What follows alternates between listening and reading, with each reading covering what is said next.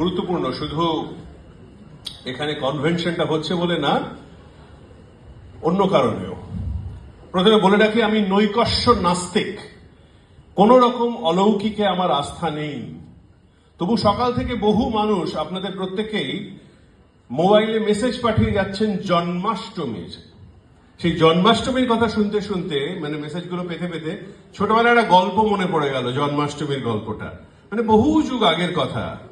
ভাদ্র মাসের কৃষ্ণাষ্টমীর দুর্যোগময় রাতে আমরা জানি গোকুলে জন্মেছিল আজকের দিনে নন্দ আর যশোদার ঘরে একটি মেয়ে জন্মেছিল। শুধু কৃষ্ণ জন্মায়নি কিন্তু, সদ্যজাত মেয়েটি প্রসব যন্ত্রণায় অচেতন মা।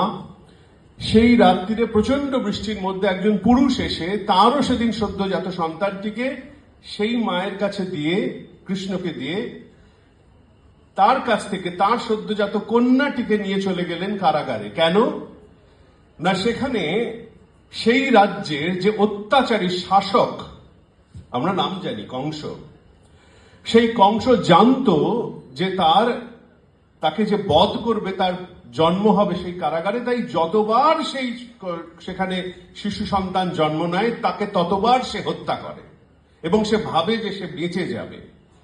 শুইয়ে রাখা হলো, সেটা জানতো না হন্তারক, সেই কংসের যারা তারা মানে সেনা সামন্ত, তারা জানতো না। রাজা কংস সদ্যজাত ছেলেটিকে খুন করতে এসে বুঝতে পারলেন না যে একটি মেয়েকে হাতে তুলছেন। ভাবলেন এই তার ভবিষ্যৎ ঘাতক। আর কে না জানে ক্ষমতা কখনো সহ্য করে না সম্ভাব্য বিনাশককে। তুলে নিয়ে গেলেন মেয়েটিকে হত্যা করবেন বলে, এবং ছুঁড়ে মারলেন দুই হাতে তুলে কারাগারের দেওয়ালে, সজোরে নিক্ষেপ করলেন। কিন্তু তাকে মারবে তো তার সাধ্য ছিল না। সেই কন্যা কংসের হাত থেকে উড়াল দিল আকাশে, 8 হাতে ধারণ করলো ধনুক, শূল, বাণ, চর্ম, অসি, শঙ্খ, চক্র, গদা, ঝলসে উঠল যোগমায়া রূপে। আবার বলছি, আমি এই গল্প মানি না, আমি অলৌকিকে বিশ্বাস করি না। কংসের উদ্দেশ্যে ভেসে উঠল আকাশবাণী, তোমাকে বধিবে যে গোকুলে বাড়িছে সে।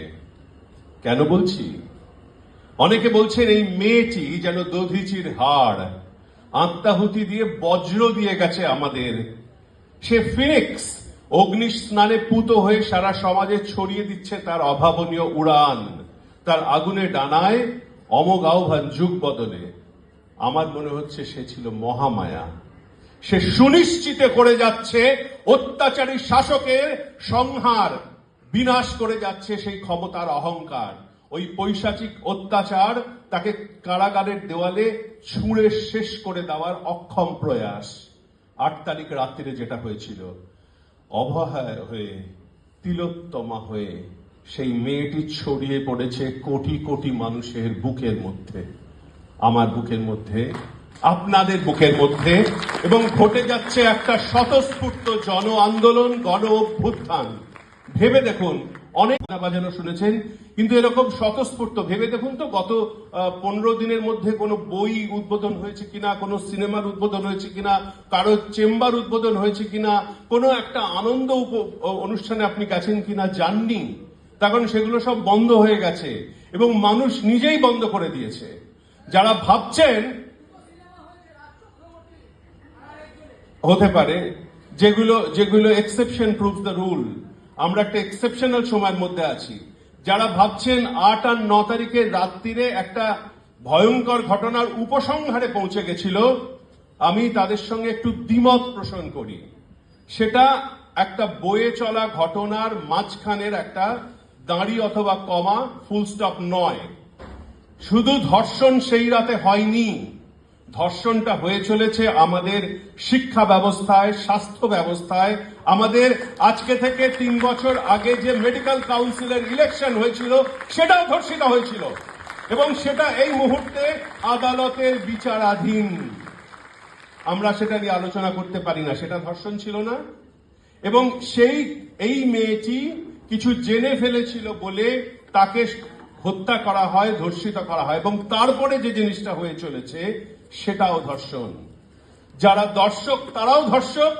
এছাড়া যারা বসে বসে ওই দিনে পরের দিন গেছিলেন আমরা দেখতে পাচ্ছি, তাদের আঙুলের ছাপ যারা দেখতে পাচ্ছি, যাদের যাওয়ার কথা ছিল না ওখানে, সেটাও এক ধরনের ধর্ষণ। প্রুফ যেগুলো সেগুলোকে ট্যাম্পার করা হয়েছে।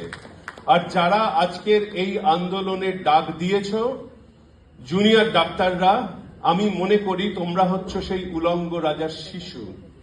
তোমরাই একমাত্র গলা তুলে বলতে পারছো যে রাজা তোর কাপড় কোথায়।